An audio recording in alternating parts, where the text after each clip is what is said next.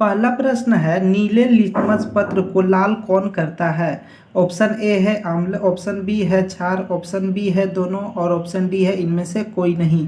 तो लिटमस पत्र जो होता है वो कुछ इस तरह से होता है, आप लोग स्क्रीन पे देख सकते हैं। इससे पता चल लगाया जाता है कि कोई भी जो कोई अम्ल है या एसिड है। ठीक है, यहाँ पे देख सकते हैं, हम आपको फोटो के साथ यहाँ पे समझा दे रहे हैं। ये इसमें अम्ल है और इसमें क्षारक है, जिसमें कि ये जो इसे लिटमस पेपर बोला जाता है, कुछ इस तरह से लिटमस पेपर होता है और इसमें अम्ल है। लिटमस पेपर को जब इस अम्ल में डुबाया जाता है तो इसका कलर जो है रेड हो जाता है, तो इससे पता चलता है कि ये अम्ल है। ठीक है, यानी कि अम्ल जो है लिटमस पेपर को क्या में बदल देता है, तो रेड में बदल देता है, और क्षार जो है वो रेड लिटमस पेपर को लाल लिटमस पत्र को ब्लू में बदल देता है।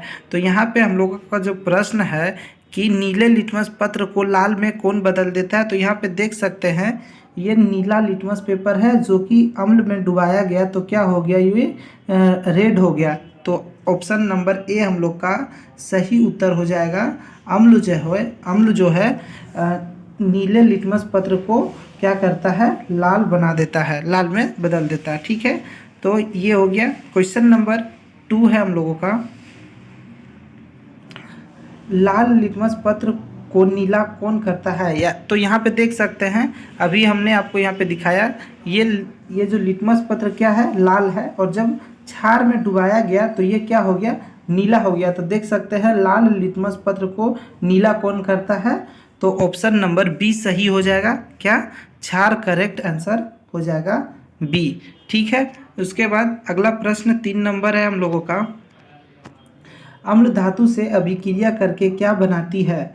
पहला ऑप्शन लवण और हाइड्रोजन गैस अभिक्रिया नहीं करती है, अम्लीय विलयन।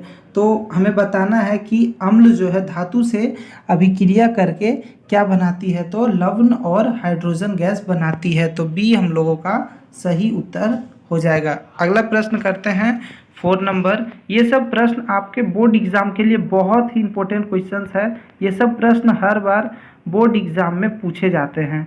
ठीक है, अगला प्रश्न हम लोगों का 4 नंबर, अम्ल और क्षार आपस में अभिक्रिया करके लवण और जल प्रदान करते हैं, इस अभिक्रिया को कहते हैं।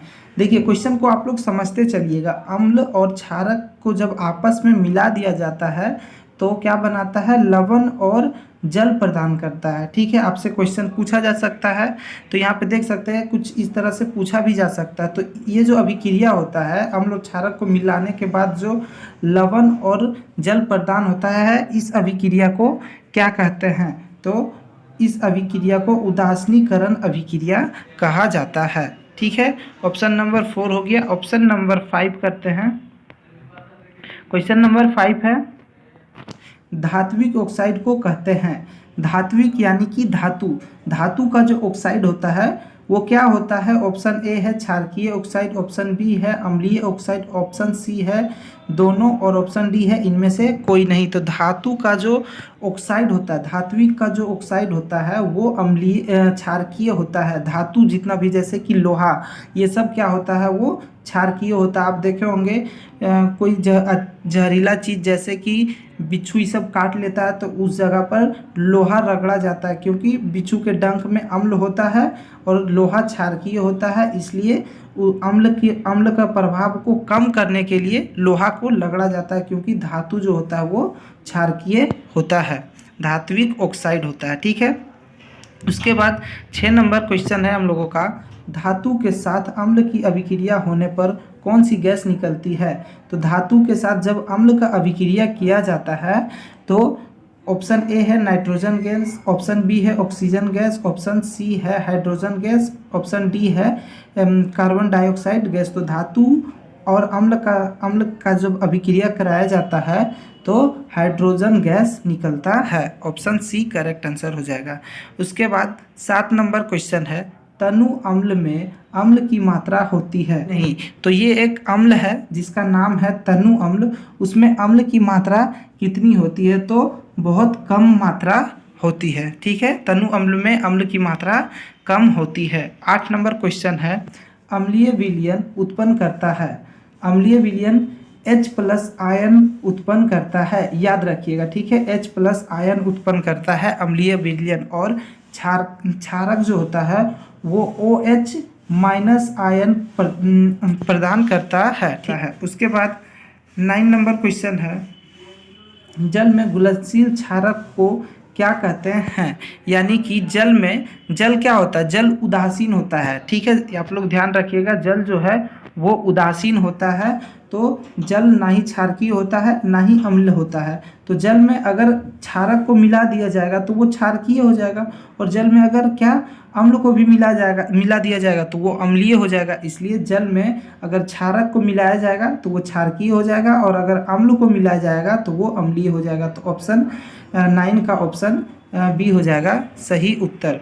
उसके बाद 10 नंबर प्रश्न हम लोगों का, लिटमस विलयन जो बैगनी रंग का विरंजक होता है, ठीक है, यह किस पदार्थ का बना होता है। अभी जो हम लोग आपको ऊपर पहला नंबर क्वेश्चन में लिटमस पेपर दिखाए थे, लिटमस पेपर वो किस चीज़ का बना होता है, तो वो लीचेन एक पौधा होता है। आप लोग स्क्रीन पे यहाँ देख सकते हैं, लीचेन एक पौधा होता है जिस चीज़ से क्या लिटमस का जो पेज था वो बना होता है लीचेन से, ठीक है। लीचेन एक पौधे का नाम है, याद रखिएगा। अगला प्रश्न हम लोग करते हैं 11 नंबर है, निम्नलिखित में से कौन सूचक की तरह इस्तेमाल नहीं किया जा सकता है। तो ऑप्शन ए है हल्दी, ऑप्शन बी है मेथिल ऑरेंज, ऑप्शन बी है फिनोल्फेथिन, उसके बाद ऑप्शन डी है मूली। तो हमें बताना है कि सूचक की तरह कौन कार्य नहीं करता है को सूचक के रूप में। तो मूली को सूचक के रूप में इस्तेमाल नहीं किया जा सकता है, और इन सब चीज़ों को सूचक के रूप में इस्तेमाल किया जा सकता है, ठीक है। 12 नंबर प्रश्न करते हैं हम लोग, निम्नलिखित में कौन गंधीय सूचक नहीं है। बेनीला, ऑप्शन ए है प्याज, शकरकंद, लौंग का तेल। तो हमें बताना है सूचक की तरह कौन काम नहीं करता है। तो शकरकंद जो है गंधीय सूचक का तरह काम नहीं करता है। उसके बाद 13 नंबर प्रश्न है, 13 नंबर बहुत ही अच्छा प्रश्न है, ये हर बार बोर्ड एग्जाम में पूछा जाता है ये क्वेश्चन। देखिए समझिएगा, एक विलयन किसी नीले लिटमस को लाल रंग में परिवर्तित कर देता है। तो अम्ल जो है नीले रंग को क्या हमें लाल में परिवर्तित कर देता है, यानी अम्ल का बात किया जा रहा है। उसके बाद तो संभवतः विलयन का पीएच मान, तो यहाँ पे आप समझिएगा ये एक पीएच स्केल है, ठीक है, जिसका कि 0 से 14 तक इसमें लिखा हुआ होता है। तो 1 से 0 से 6 तक, यानी 7 से इधर आप लोग जितना जाइएगा ये होता है अम्लीय, ठीक है। 7 से इधर जाने पे हमें मिलता है अम्लीय, और 7 से आगे जाने पे मिलता है हमें क्षारकीय। तो इसका अम्ल का क्या कारण है, अम्ल क्या करता है, नीले लिटमस पत्र को लाल में बदल देता है। तो वही पूछ रहा है कि इसका पीएच मान क्या होगा। तो इसका पीएच मान क्या होगा, 8 यानी क्षारकीय। 8 क्या करता है, लाल को नीला में बदलता है, लेकिन ऑप्शन क्वेश्चन में बोल रहा है नीला को लाल में बदल रहा है, ठीक है। क्वेश्चन बोल रहा है कि नीला को लाल में बदल रहा है। तो 8 जो है क्या, 8 ये क्षारकीय हो जाएगा, ये भी क्षारकीय हो जाएगा, क्योंकि 7 से जब इधर जाएंगे तो क्षारकीय हो जाएगा, 12 भी क्षारकीय, और 8 से जब इधर 7 से जब इधर आएंगे बाईं ओर तो क्या हो जाएगा, इधर मिलेगा अम्लीय, और अम्लीय नीला को लाल में बदलता है। तो ऑप्शन डी सही उत्तर हो जाएगा, ठीक है। ऑप्शन डी जो है सही उत्तर हो जाएगा। उसके बाद अगला प्रश्न है हम लोग का 14 नंबर, जल के अम्लीय एवं क्षारकीय विलयन किसके कारण विद्युत के सुचालक होते हैं। तो आपको पता, अभी हम बताए थे, अम्ल जो है H प्लस आयन प्रदान करता है और क्षारकीय OH माइनस प्रदान करता है। तो जल के अम्लीय विलयन यानी विद्युत का जो सुचालक होता है H प्लस आयन एवं OH माइनस दोनों होता है। तो इसलिए इसका सही उत्तर हो जाएगा सी, क्योंकि विद्युत जो है अम्ल और क्षारक दोनों में क्या कर सकता है, सुचालक है। तो H प्लस आयन और 0 OH माइनस दोनों, ये सही उत्तर हो जाएगा। उसके बाद 15 नंबर क्वेश्चन है, निम्नलिखित में से कौन सा बुझा हुआ चूना है। तो हमें बताना है कि बुझा हुआ चूना का रासायनिक सूत्र क्या होता है। तो बुझा हुआ चूना का रासायनिक सूत्र होता है CaOH होल 2। ठीक है, इसे होल बोलते हैं, तो होल 2, तो बी हो जाएगा सही उत्तर। उसके बाद अगला प्रश्न 16 नंबर करते हैं। 16 नंबर क्वेश्चन है, लवण Na2CO3 का जलीय विलयन का पीएच है। तो अभी हम लोग पीएच स्केल यहाँ पर देखे थे, तो यहाँ पर देख सकते हैं 7 से बाईं तरफ जाने पर हमें अम्लीय मिलता है और दाईं तरफ जाने पर क्षारकीय मिलता है। तो 7 पर क्या होता है, 7 पर होता है उदासीन, और उदासीन में लवण आता है, लवण और जल जो है वो उदासीन होता है। तो हमें बताना है कि लवण का पीएच मान क्या होगा। तो लवण का पीएच मान ऑप्शन ए है 7, ऑप्शन बी है 7 से अधिक, ऑप्शन सी है 7 से कम, इनमें से कोई नहीं। तो यहाँ पे देखिए 7 से अधिक जाएंगे, दाईं ओर जाएंगे तो हमें क्षारकीय मिलेगा, और 7 से कम जाएंगे तो अम्लीय मिलेगा। लेकिन लवण क्या होता है, वो उदासीन होता है। तो लवण कहाँ पर मिलेगा, 7 पे, यानी ए इसका सही उत्तर हो जाएगा। लवण और जल जो है वो उदासीन होता है, याद रखिएगा आप लोग। उसके बाद 17 नंबर प्रश्न हम लोगों का, निम्नलिखित में कौन सा आयन लाल लिटमस को नीला कर सकता है। यानी कि आप ऑप्शन में देखिएगा H प्लस कौन उत्पन्न करता है, तो अम्लीय, और OH कौन उत्पन्न करता है, क्षारक। तो यहाँ पर समझिएगा लाल लिटमस को नीला कौन करता है, क्षारक। तो ऑप्शन क्या हो जाएगा, बी सही उत्तर हो जाएगा। OH किस में निकलता है, क्षारक में। OH माइनस किस में निकलता है, क्षारक में। तो ये हो जाएगा सही उत्तर।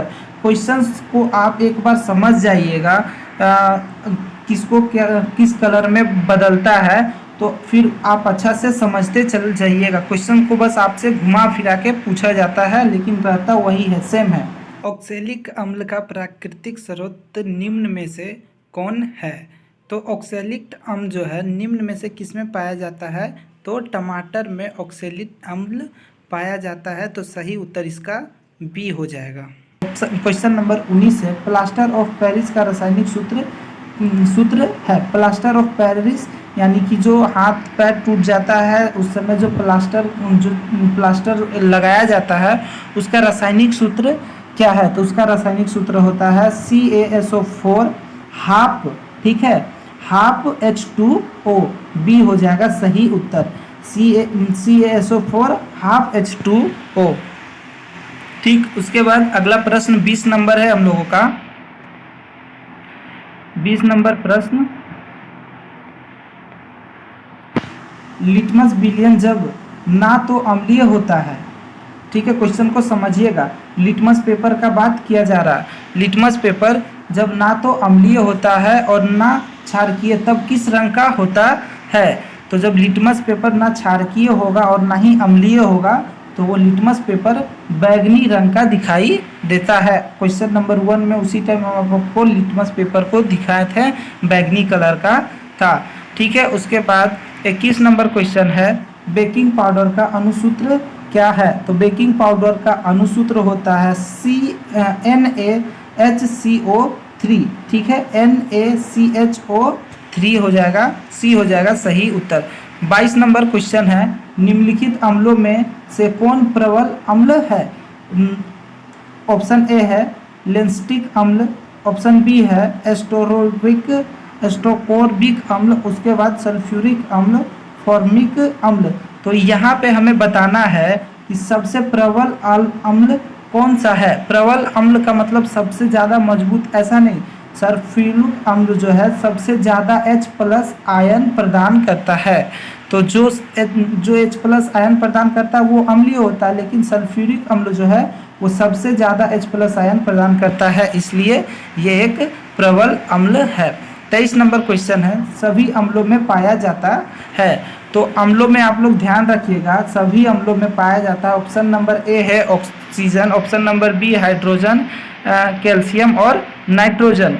तो आपको बता दें अम्लों में सभी अम्ल जितना भी रहेंगे उसमें हाइड्रोजन पाया जाता है। आप देखेंगे HCl एक अम्ल है, इसमें भी हाइड्रोजन, H2SO4, इसमें भी हाइड्रोजन देख सकते हैं यहाँ पे, ये भी अम्ल है लेकिन ये सब में आपको हाइड्रोजन मिलेगा ही मिलेगा। ठीक है, उसके बाद 24 नंबर क्वेश्चन है, सिट्रिक अम्ल का प्राकृतिक स्रोत है। ऑप्शन ए है इमली, ऑप्शन बी है टमाटर, ऑप्शन सी है संतरा नींबू और ऑप्शन डी है दही। तो हमें बताना है सिट्रिक अम्ल किस में पाया जाता है, तो संतरा और नींबू में सिट्रिक अम्ल पाया जाता है। सी इसका सही उत्तर हो जाएगा। उसके बाद 24 नंबर प्रश्न है, चींटी के डंक और नेटल के डंक में कौन सा अम्ल पाया जाता है। तो चींटी आप लोग जानते हैं, नेटल बहुत बच्चे नहीं जाते हैं। तो नेटल एक पौधा होता है जो कि आप लोग यहाँ पे इमेज में देख सकते हैं। इसके पत्तों में, इसके तनों में जो होता है एक बाल की तरह डंक जैसा होता है। इसे छूने पर, हाथ से छूने पर आपको गड़ जाएगा और इसमें अम्ल होता है। ठीक है, इसमें क्या होता है, अम्ल जो कि बहुत ज़्यादा जलता है। तो इसमें मेथोनोइक अम्ल होता है। आप यहाँ पे देख सकते हैं पिक्चर में, इसे हाथ से नहीं पकड़ा जा रहा, चिमटा से पकड़ रहा है। ठीक है, ये इस तरह का पौधा होता है। ठीक है, नेटल जो है वो एक पौधा है। उसके बाद 26 नंबर क्वेश्चन है, हमारे पेट में कौन सा अम्ल उत्पन्न होता है। तो हमारे पेट में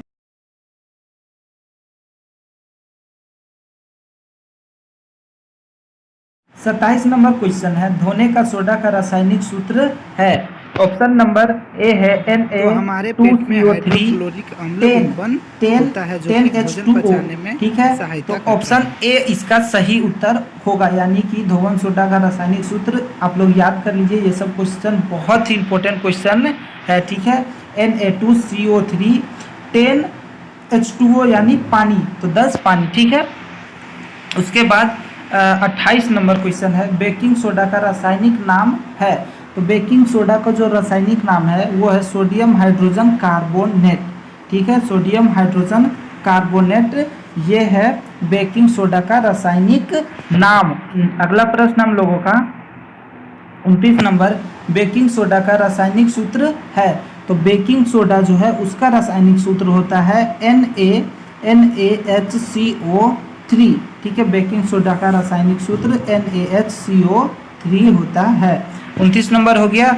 और अगला प्रश्न है हम लोगों का 30 नंबर, कास्टिक सोडा का अणुसूत्र क्या है। तो बच्चों आपको इसका सही उत्तर कमेंट कर बताना है कि कास्टिक सोडा का अणुसूत्र क्या है। आप सभी बच्चे कमेंट कर 30 नंबर का आंसर बताइए।